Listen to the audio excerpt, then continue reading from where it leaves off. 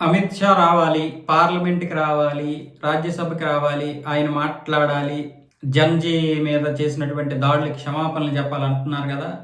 రేపు సోమవారం రోజు అమిత్ షా వస్తున్నారు పార్లమెంట్‌కి. ఎఫ్‌సిఆర్‌ఏ బిల్లు పట్టుకొని వస్తున్నారు. ఆ బిల్లుకి సంబంధించి ఇప్పటికే దాన్ని ఎలాగైనా సరే పాస్ చేయాలని చూస్తున్నారు. ఇంతకుముందే ఆ బిల్లు పాస్ కాకుండా చాలా వరకు ప్రయత్నాలు చేశారు. చాలామంది బిషప్‌లు, చాలామంది ఇప్పుడు దాని మీద పెద్ద పోరాటమే చేస్తున్నారు కదా! దీనికి సంబంధించి అమిత్ షాతో కూడా మాట్లాడారు. ఆయన మాత్రం వినే ప్రసక్తి లేదు. నేనేమి ఇది మతాలకి దూరం చేయడం లేదు. అలాగే మతాలకు అతీతంగా తీసుకున్నటువంటి నిర్ణయం. ఇది ఏ మతం మీద ఒక వివక్ష చూపడం కాదు. పారదర్శకత తీసుకురావడం. ఈ బిల్లులో పారదర్శకత తీసుకురావాలి.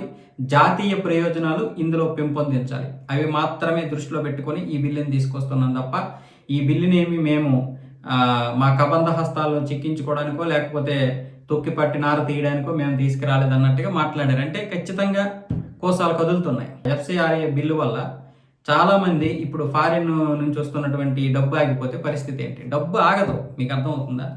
కాకపోతే ఏంటంటే ఈ డబ్బు పారదర్శకత్వంగా ఖర్చు అవుతుందా లేదా? డబ్బు ఎక్కడి నుండి వస్తుంది? మీ ఎన్‌జీఓకి ఇంత ఎందుకు వచ్చింది? మీరు ఏం చేస్తున్నారు? ఈ డబ్బుని ఏ విధంగా ఖర్చు పెడతారు? ఖర్చు పెట్టిన తర్వాత లెక్కలు చూపించాలి. మత మార్పిడికా? మత స్వేచ్ఛకా? చదువు కోసమా? పేదల కోసమా? దేనికి ఖర్చు పెట్టావు? నీ ఆఫీసు ఒక రూమ్ అంత ఉంటుంది. నేను పెట్టుకున్నంత రూమ్ అంత ఉంటుంది. దాని అద్దెంతరం అంటే ₹1,00,000 చెప్తాడు ఒకడు, 1,50,000 చెప్తాడు ఒకడు. మిగతా పనుల కోసం ఏమొచ్చేసి 4 ఫోటోలు తీసేస్తాడు, వీళ్ళకి వాళ్ళకి సేవ చేశానని. మొత్తం అయిపోయింది అంటాడు. ఈ డబ్బు ఎక్కడికి వెళ్తుంది? దేనికోసం వెళ్తుంది? ఎవడూ లెక్కలు చెప్పడు.